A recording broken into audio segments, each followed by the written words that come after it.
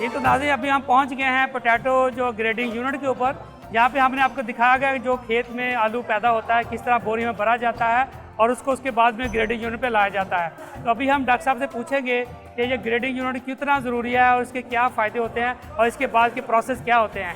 ये तो डॉक्टर साहब बताइए हमें, हमारे नाज़रीन को, ये जो ग्रेडिंग है क्यों ज़रूरी है, इसमें आप क्या क्या प्रोसेस करते हैं? तारिक भाई, ग्रेडिंग इसलिए भी ज़रूरी है, जब आलू को हम ज़मीन से निकालते हैं तो वो मुख्तलिफ साइज़ में होता है। यहाँ पे हम हर आलू की साइज़ को मुख्तलिफ कर लेते हैं। इसका मैं अगर आपको प्रोसीजर बताऊँ तो वहाँ से 2 बंदे ग्रेडर के अंदर बोरियाँ जो वो पलट देते हैं, रोलर लगे होते हैं, वहाँ से आलू होते होते यहाँ पे आ जाते हैं। 3 किस्म के आलू होते हैं, राशन, गोली और बीज। ये पहले नंबर पे आपको जो सबसे छोटे किस्म का साइज का आलू है ना, ये अलहदा हो जाता है, इसका रेशो बहुत कम होता है। उससे अगर हम थोड़ा सा आगे चलें तो ये जो होता है सीड, ये इसको हम अलहदा कर लेते हैं, जिसको हम सीड पर्पस के लिए भी इस्तेमाल कर सकते हैं और बाज़ दफ़ा ये जो हमारे छोटे रेस्टोरेंट्स वाले लोग हैं वो भी ये ले जाते हैं। ये कौन सी वैरायटी है जो यहाँ पे अभी प्रोसेस हो रही है? ये है जी सांते। सांते वाइट वैरायटी है, ठीक है। और आगे जब आप थोड़ा सा जाते हैं ना तो वहाँ पे देखेंगे कि वहाँ पे रोलर लगे हुए हैं और ब्रश लगे हुए हैं, जो आलू के साथ थोड़ी बहुत मिट्टी रह जाती है उसको हम यहाँ पे ला के जो है ना वो साफ कर लेते हैं। यहाँ पे जो हमारे बंदे बैठे हैं, 6 बंदे बैठे हैं, कोई ना खुदा ना खासा अगर कोई आलू खराब है तो इनकी ड्यूटी है कि इन्होंने उसको साइड पे कर देना, जिस तरह आप ये नजर आ रहे हैं। अब ये जो है उसमें ये कटा हुआ आलू है या कोई डैमेज है, जिस तरह का भी आलू वो इधर आ जाना है, ठीक है। ये जो पोस्ट हार्वेस्ट लॉसेस हो रहे हैं इसके सारे, वो सारी चीजें आप यहाँ पे हम मिनिमाइज कर देते हैं। और ये एक ग्रेड का आलू जो है ना वो एंड पे आ जाता है। फार्मर को क्या मशवरा देते हैं ब्रांडिंग के हवाले से, क्या समझते हैं फार्मर को ये कितना ज़रूरी है? जिस तरह आप ये बहुत ज़रूरी है तारिक भाई। देखें, हमारा जो फार्मर है ना उसके हाथ पल्ले कुछ नहीं आता, उससे सारा कुछ मिडिल मैन ले जाता है। हम यहाँ पे कोशिश करते हैं कि मिडिल मैन के रोल को मिनिमाइज कर दें, direct from the farmer direct to the consumer. यहाँ पे क्या हमारा मार्जिन भी बढ़ जाता है और जो एंड कंज्यूमर है उसको भी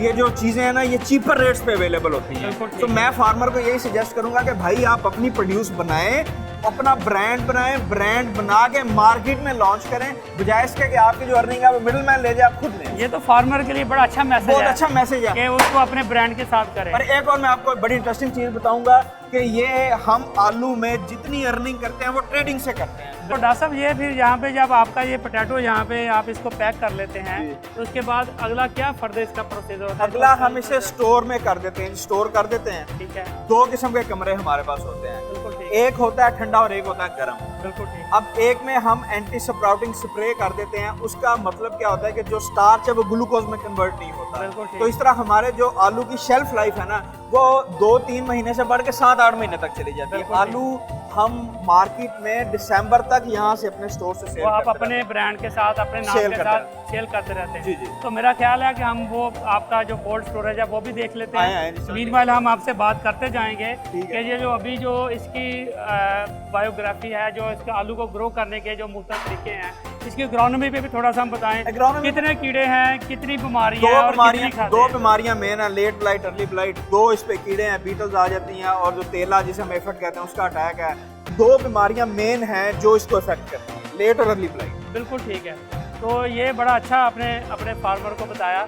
आप अभी यहाँ बता दीजिएगा ये कौन कौन सी वैरायटियाँ अभी आपने लगाई हुई हैं? तो ये हमारी लाल वैरायटी है, जिसे हम एस्टेक्स कहते हैं, ठीक है।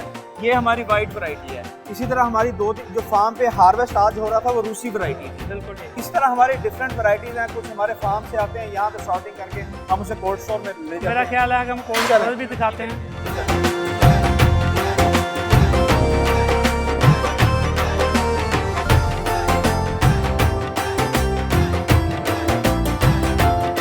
तो डॉक्टर साहब, आप हमें बताएं कि अभी जो यहाँ पे आलू आपने स्टोर किया हुआ है, इसमें कौन कौन सी वैरायटी आपने स्टोर की और ये कब तक यहाँ पे स्टोर रह सकता है? यहाँ पे टेबल पोटैटो भी है, फ्रेंच फ्राइज वाला पोटैटो भी है, और दूसरी सीड पोटैटो भी यहाँ पे अवेलेबल है। तो मतलब ये यहाँ पे आपने फ्रेंच फ्राइज वाला पोटैटो है ना स्टोर तो ये दिखाएं कि कौन सा फ्रेंच फ्राइज ये जी हरमस एक वैरायटी है, ये उसका आलू है जी। ये मैं फ्रेंच फ्राइज के लिए और चिप्स के लिए बेहतरीन है ये बेहतरीन। तो डॉक्टर साहब, क्या जो हमारे जो इम्पोर्टर्स हैं क्या कहेंगे उनके बारे में? देखिए, मैं तो लोकली क्या फैसिलिटेट कर मैं सकते हैं? आपके चैनल के तवस्सुत से ये एक मैसेज देना चाहूँगा कि जो लोग हमारी जितनी बड़ी बड़ी चेन्स हैं, हार्डीज़ है, मैकडॉनल्ड है, जॉनी एंड जुगनू है, जहाँ पे आलू या फ्रेंच फ्राइज इस्तेमाल हो रहा है ना, आप आएँ हमारे फार्म पे आएँ, हमारे कोल्ड स्टोर को देखें, अपनी रिक्वायरमेंट बताएं और अपनी पसंद का, अपनी रिक्वायरमेंट का आलू हमसे ले लें। दो फायदे हैं, एक तो ये कि हमारी लोकल प्रोडक्ट जो है ना वो प्रमोट होगी, और दूसरा ये कि हम बात जो करते हैं ना, आपका 50 से 60% जो है ना रेवेन्यू बच जाएगा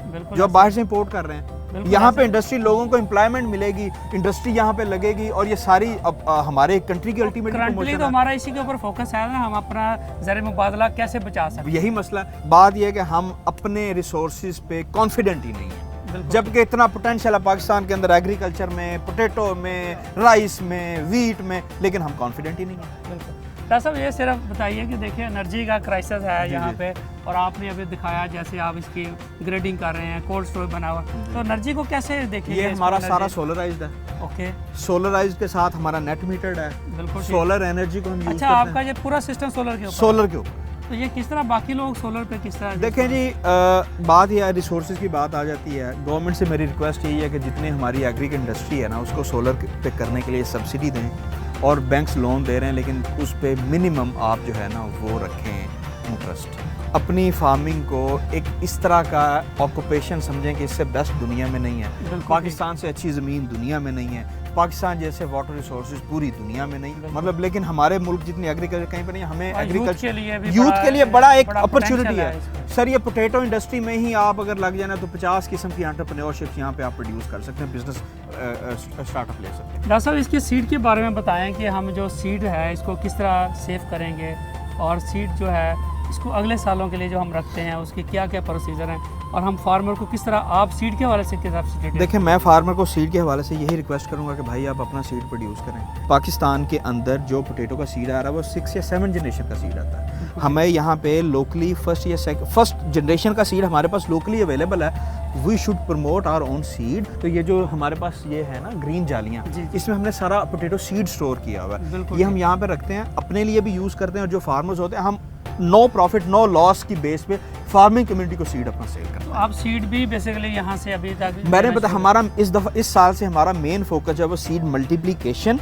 सीड ब्रीडिंग और सीड सेल पे है हमारा। बिल्कुल ठीक है। अब सीड की जो डिफरेंट टेक्नोलॉजीज हैं वो क्या क्या इन्वॉल्व हैं, हम किस तरह समझते हैं, क्या वो बताइए, ताकि अगर और बंदा अगर सीड प्रोडक्शन टेक्नोलॉजी में आना चाह रहा है वो किस तरह आ सकता है? तारिक भाई, यहाँ पे ये शो कि हमारा फार्मर जो है ना वो इनोवेशन की तरफ जाता नहीं है। ठीक है। हमारी फार्मिंग कम्युनिटी जो है ना वो अनफॉर्चुनेटली इलिटरेट है या लैगर्ड्स में हमारा शुमार होता है। हमें चाहिए कि खुद अपना टिश्यू कल्चरिंग का प्रोसेस हम को इनिशिएट करें। उसके अलावा ये जो हम हाइड्रोपोनिक और एरोपोनिक की सुबह बात कर रहे थे, गवर्नमेंट को चाहिए कि गवर्नमेंट फार्मर्स के साथ स्टैंड करके फिर हमें मोटिवेट करे या हमें जो है ना उसको सब्सिडाइज करे कि लोकली सीड को हम प्रमोट कर सकें, लोकली सीड को सेल कर सकें। जिस आप यंगस्टर्स की बात कर रहे हैं, आई नो आप यंगस्टर्स को एंटरप्रेन्योर बनने का मशवरा देते हैं। मैं आपके प्रोग्राम के तवज्जुह से हमारे यंगस्टर्स को ये रिक्वेस्ट करूंगा कि भाई पोटैटो सीड की तरफ आ जाएं, पोटैटो सीड प्रोडक्शन की तरफ आ जाएं, पोटैटो सीड टिश्यू कल्चर की तरफ आ जाएं।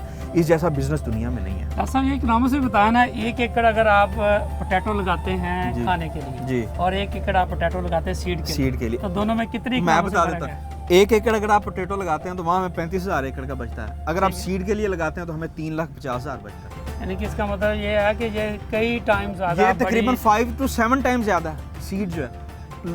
लोग सीड पे क्यों जा, हॉलैंड क्यों नहीं प्रोड्यूस करता बड़ा सीड की? मैं बार बार हॉलैंड या नीदरलैंड का नाम क्यों ले रहा हूँ भाई? हमें उसको कम्पीट करना चाहिए रिसोर्सेज में या ब्रेन्स में, हम उससे कम नहीं है। हमारे जो, मैं यूथ को भी ये रिक्वेस्ट करूँगा कि एग्रीकल्चर की तरफ आप आएँ, एग्रीकल्चर को ऑक्यूपेशन आप बनाएं, फार्मिंग को अपना ऑक्यूपेशन आप बनाएं। हम लोग एग्रीकल्चर को जस्ट एक सी ग्रेड आप एक्टिविटी कह लें कि वो समझते हैं। एग्रीकल्चर इस तरह का बिजनेस नहीं है। दुनिया डिजिटाइजेशन की तरफ जा रही है, दुनिया मॉडर्नाइजेशन की तरफ जा रही है। दुनिया जो है ना, इसमें हम दुनिया सैटेलाइट इमेजरी को यूज़ कर रही है अपने फार्मर्स के फार्मिंग के लिए। हम क्या कर रहे हैं? चंद एक फार्म को निकाल के पाकिस्तान को हम कुछ भी नहीं कर रहे हैं। सो हमारा आज से 10 साल पुराना जो सिस्टम चलता आ रहा है हम वही उसको लेके चल रहे हैं। नए सीड की तरफ हम फोकस नहीं कर रहे। हम यूरिया, DAP उसको हम अल्टरनेट जो फर्टिलाइजर सोर्सेज हम उसकी तरफ नहीं जाते, हम कंपोस्टिंग की तरफ नहीं जाते, हम वर्मी कंपोस्ट की तरफ नहीं जा रहे। हम जो है ना वो पोल्ट्री वेस्ट को एज फर्टिलाइजर नहीं इस्तेमाल करते। क्यों नहीं करते हैं? तो डॉक्टर साहब, जैसे आपने पोल्ट्री फार्म की बात की है, इसको कंपोस्ट की बात की है, तो ऑर्गेनिक जो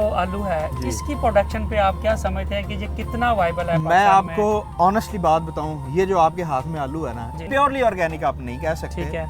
पार्शली ऑर्गेनिक कह सकते हैं। तो ऑर्गेनिक का और हमारे इनऑर्गेनिक दोनों का पोटैटो की जो इसकी क्या फ़र्क है, इसकी इकोनॉमिक्स में क्या समझते हैं? इकोनॉमिक्स में देखें, ऑर्गेनिक में आपको प्रोडक्शन थोड़ी सी कम मिलेगी इनिशियली, ठीक है, विद द पैसेज प्राइस ज़्यादा मिलेगी। With the passage of time जब आपकी ज़मीन वो उस लेवल पे चली जाएगी तो फिर प्रोडक्शन भी पूरी हो जाएगी और आपको प्राइस भी उतनी मिलेगी। ऐसा एक बहुत इंपॉर्टेंट चीज़ जो मैं समझूंगा कि हमारे नाज़रीन को पता चलना बड़ा ज़रूरी है, हमने पोटैटो हमेशा खाने के लिए यूज़ किया जी। इसके इंडस्ट्रियल यूजेज जो है वो बहुत ज़्यादा हैं, इसकी स्टार्च को और बाकी चीज़ों को देखें तो क्या समझते हैं कि जो इसका पोटैटो का इंडस्ट्रियल यूजेज क्या है, इसकी कौन सी ऐसी वैल्यू एडिशन प्रोडक्ट है जिसको हम अपने बताएं कि इसके ऊपर काम होना बड़ा पाकिस्तान के अंदर डिहाइड्रेटेड फ्रूट्स पे काम हो गया शुरू, ठीक है, हम इस आलू पे क्यों नहीं कर सकते?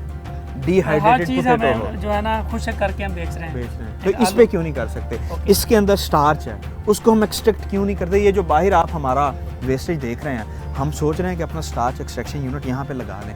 जब आलू हमारा मीठा हो जाता है, स्टार्च जब ग्लूकोज में कन्वर्ट हो जाता है, तो जैसे हम ग्लूकोज क्यों नहीं एक्सट्रैक्ट कर सकते? हम शुगर केन से शुगर ले रहे हैं, भाई ये भी ग्लूकोज, ये भी शुगर का सोर्स है। ये पूरा मतलब इसके पूरी इंडस्ट्री है, 3 इंडस्ट्रीज हम देख लेते हैं ना जी, चिप्स इंडस्ट्री, ठीक है, स्टार्च ये तो इंडस्ट्री, बड़ी कॉमन है। शुगर इंडस्ट्री, डिहाइड्रेटेड पोटैटो, और इसका फ्लोर, इसका जो वही बात है ना, जो हमारी नैपकिन है उसके अंदर इसका पेस्ट यूज हो रहा है। बिल्कुल ठीक है। तो ये सारी चीज़ें इंडस्ट्री है। आप साइकिलों की दुकान पे चले जाएं, उसका जो पंक्चर लगाने वाला पंक्चरों की भी इंडस्ट्री है। मोबाइल में चले जाएं, मोबाइल के चार्जर्स हैं या हैंड्स फ्री हैं, उसकी भी इंडस्ट्री है। और भाई एग्रीकल्चर भी एक इंडस्ट्री है, government should take it as an industry. Unfortunately we are not taking it, I don't know why, what is the reason behind this. तो मेरा ख्याल है कि हम पाकिस्तान में इसकी जो वैल्यू एडिशन की इंडस्ट्री को प्रमोट करके इसकी जो इकोनॉमिक्स है उसको बहुत ऊपर ले जा सकते हैं, असल इसकी मसला प्रॉफिट को मैक्सिमाइज कर सकते हैं। असल मसला वैल्यू एडिशन है। जो फील्ड में मेरा पोटैटो था, अगर मैं वहाँ पे 120 किलो की बोरी सेल करूँ तो 4000 की होनी है। प्रोसेस होके यहाँ पे आ गया 120 किलो, मैं यहाँ पे आलू 7000 के सेल करूँगा। मतलब सिर्फ एक वैल्यू ऐड करने से ये 3000 टाइम ज़्यादा वो उसकी जो आपने रेवेन्यू बढ़ा दी। तो अगर हम इसकी अदर वैल्यू एडिशन पे जाएंगे तो कितना हम ये पूरी इंडस्ट्री है। आलू बहुत बड़ी इंडस्ट्री है, इसे इंडस्ट्री समझें और इंडस्ट्री समझ के ट्रीट करें। Thank you very much doctor साहब, बहुत आपका शुक्रिया। बहुत शुक्रिया, आपने इतना अच्छा टाइम दिया, हमें होस्ट किया अपने फार्म को, और ये आपने हमें फील्ड से लेकर डाइनिंग टेबल तक का पूरा प्रोसेस दिखाया। थैंक यू वेरी मच, बहुत शुक्रिया।